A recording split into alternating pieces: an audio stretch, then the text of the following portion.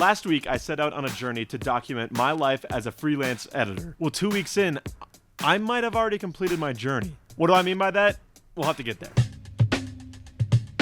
So for a couple updates on the offers that I got last week, there is the Chick-fil-A offer, which I did hear back from shortly after I uploaded that video last week. And basically what they said was that they were in full throttle for the grand opening on May 29th, and that they would have no opportunities currently, but that they might be open to working with me later in the future if I go in and I talk with the owner directly. Currently, it is May 30th, and I haven't yet been able to visit it because of a reason that I'll get to later. The people at Chick-fil-A were super nice. You know, they offered to, kind of keep communication open, so I'm forever grateful for them. I'm not sure if I'll take up that opportunity, but if I have extra time, I will for sure take up that. Shortly after I got done recording that video last week, I talked with my mom, who works nearby in a Banner Health, and she always complained about their social media, and I was like, interesting.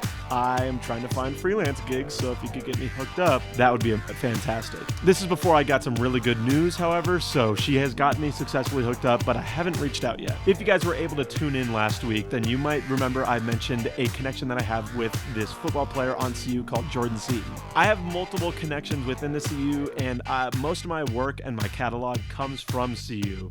If you'd like to see that, my website is zz.art. I will also have it in the description down below. It has everything that you'd ever want about my work on there, if you're wondering what I've done in the past. So my connection with CU is probably why I was able to get this job, if you're wondering more about how I kind of got in. I just kind of DM'd him. I DM'd Jordan Seaton, and he sent me to his manager, and then his manager kind of got me hooked up with like all of their social plans and what they've already done socially, and kind of got me on the right path so that I can just help them with that. And then over the course of the last week, I was able to get into the football facilities and actually meet Jordan Seaton, who's a great guy. I've already loved working with him. I've done 2 shifts.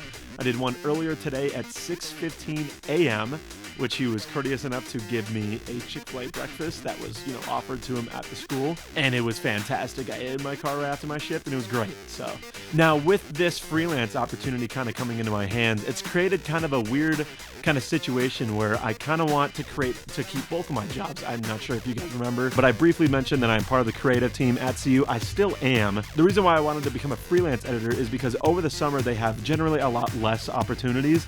And honestly, I just need money. I'm out on my own now. I'm needing to pay, a bit of rent. I'm needing to buy food for myself. And I really just need the money. So, I'm very passionate about editing. I've been creating here on YouTube for $0 for years now. So I just thought, why not take that same thing and then get paid for it? So with my current job, my current creative job at CU, I'm not able to get a steady income, and that's why I kind of wanted to take this freelance opportunity role and kind of document my journey here. However, with these 2 jobs being so intertwined, I want to be able to make sure that I'm not stepping on anyone's feet, that I'm not, disrespecting my bosses in any way on both sides of the job. So I will make sure to talk with both sides, figure out business on both sides, and maybe see if I can get them a little bit more connected than they are currently, because I love the people on both sides already. I've only had 2 shifts with Jordan, but he's already a great guy, and I have some colleagues on my creative side that I really would not want to sour the relationship with. So that is my next step on this week's journey. I will continue to document my process as a freelance editor, and now specifically as a sports freelance editor, which of course is the path I'm taking at this point. And I hope to see you guys again next week.